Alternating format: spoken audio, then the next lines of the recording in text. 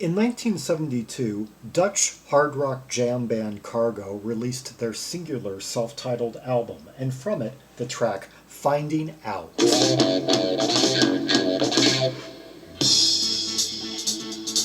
Okay, momentarily plunging us into that low F sharp before, winding up to A.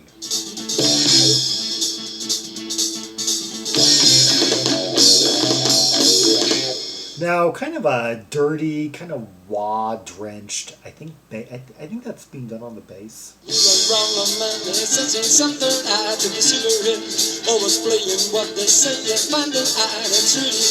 Okay, really snappy, like hi hat, clean guitar tone, and I think a bass that has some effects employed on it.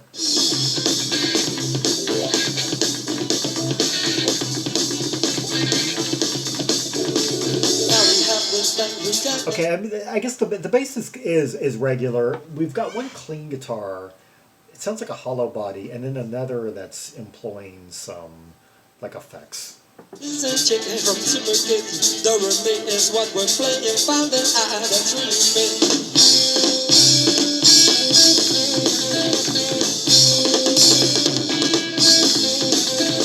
How the rhythm section is really just throwing this in all sorts of directions.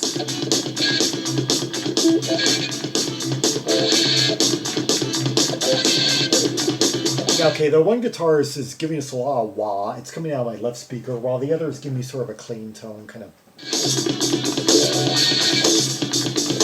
of clipped staccato.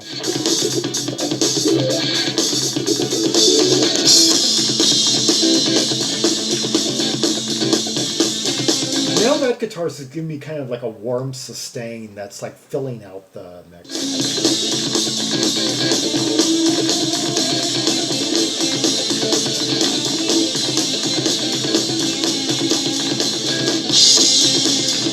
I like that bass tone too. It's kind of like crisp and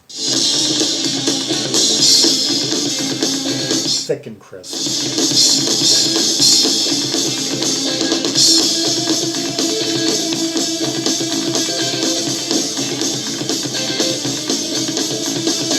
What does this remind me of? It doesn't remind me of anything that was going on in the Netherlands. I'm thinking like Australia, maybe like the Aztecs, what they were doing around this time, colored balls, or heck, Carson.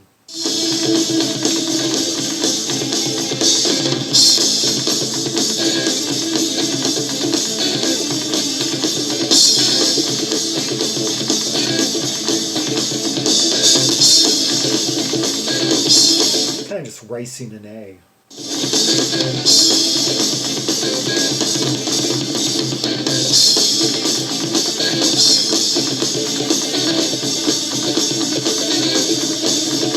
Oh, the guitarist in the right speaker is getting a little bit more. He's kind of doing like one of those one note solos. But for me, it's kind of no no no no no no, kind of like that.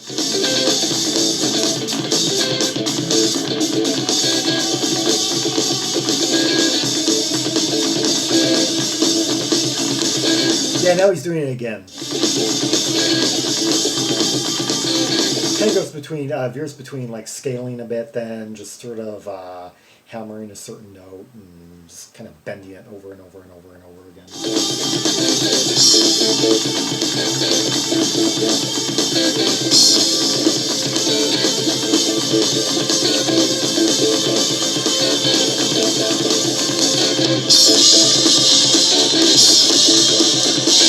Drummer adding a bit more cymbal.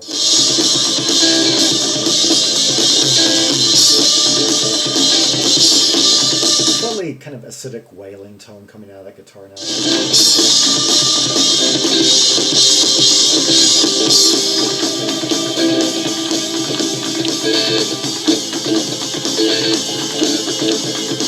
And now it's like doing like two notes, kind of higher.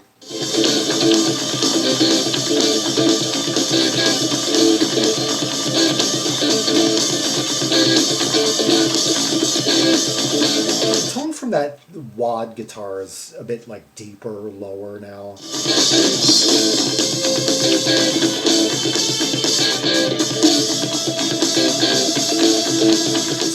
being choked.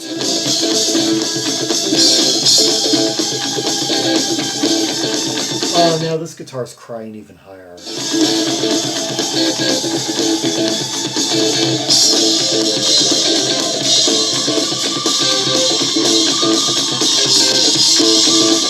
Yeah, now it's just kind of going up, way up, and now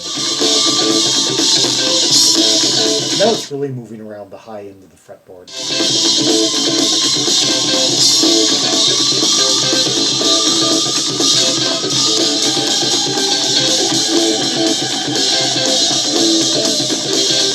What is it about a piece like this that's just so captivating? I mean, they've just been running along and on in the same key for like 3 minutes now,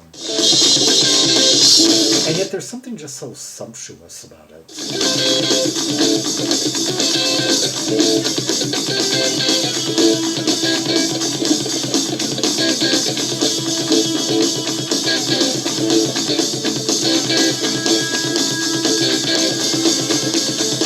That was just kind of like going up and down, like an octave, down, like.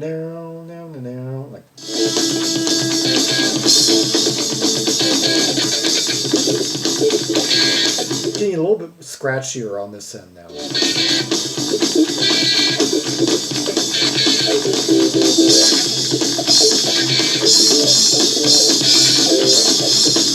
I should introduce who we've been listening to.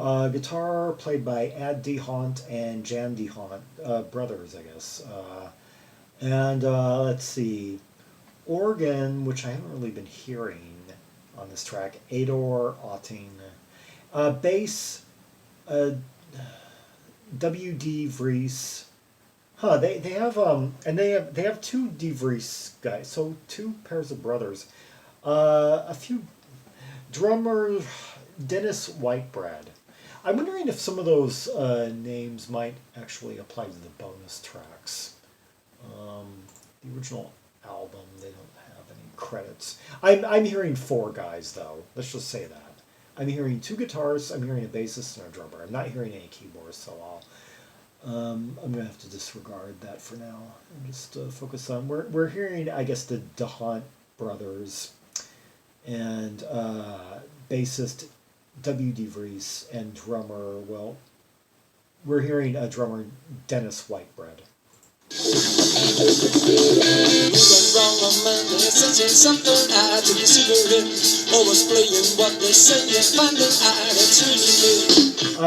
Dennis Whitebread appeared on a few albums by exception.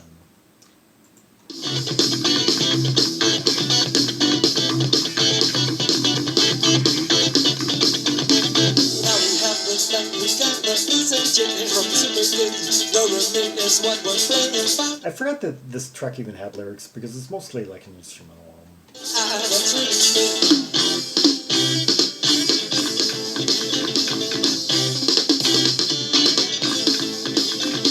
God, once again, I just love that bass.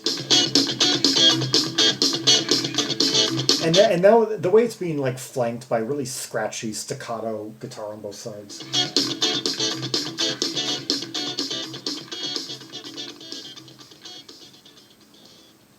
Yeah, that was Cargo. Yeah, jamming it out there in A on the track Finding Out from their 1972 self-titled album. Yeah, Cargo, made up of musicians who had been rather prolific on the Dutch scene, quite a lot of them. I was trying to think, I was thinking about another band. Yeah, basically Dutch. Some of them involved in Dutch pop music or Dutch R&B beat combos of the 1960s, and one of them in Exception. Anyway. Yeah, Cargo put out just this one album, and the bonus tracks on the CD, I was looking, no singles listed in Discogs. I'm a little bit surprised they didn't have any singles because there on the Dutch scene there were a lot of bands that not only put out singles, there were a lot of rock bands that were quite tenacious. I mean, existed for several years during this period, that only put out singles. They would put out like 2 singles a year, some of these bands, thinking like maybe like Cloverleaf or uh, and over like a 4-year period sometimes. You didn't see much of that in the UK. By like 1969 or so, bands that a band that was in it for the long haul would put out an album because the English scene was large enough to accommodate pretty much anyone who wanted to record an album, whereas the Dutch or what I'm really saying is the English industry was large enough to accommodate anyone who wanted to do an album. So if a band had an album in them, they most likely got to do one, or in a few rare cases, at least got to record one, and it would ultimately get issued like 30 years later. But the Dutch industry wasn't large enough really to accommodate anyone who was like a serious rock band that may have had album oriented ambitions, and some of them had maybe the lifespan of a 1 or 2 album act, and yet in that time they only ended up putting out, say, like 2 singles per year over a four, and so over a 4-year period, enough material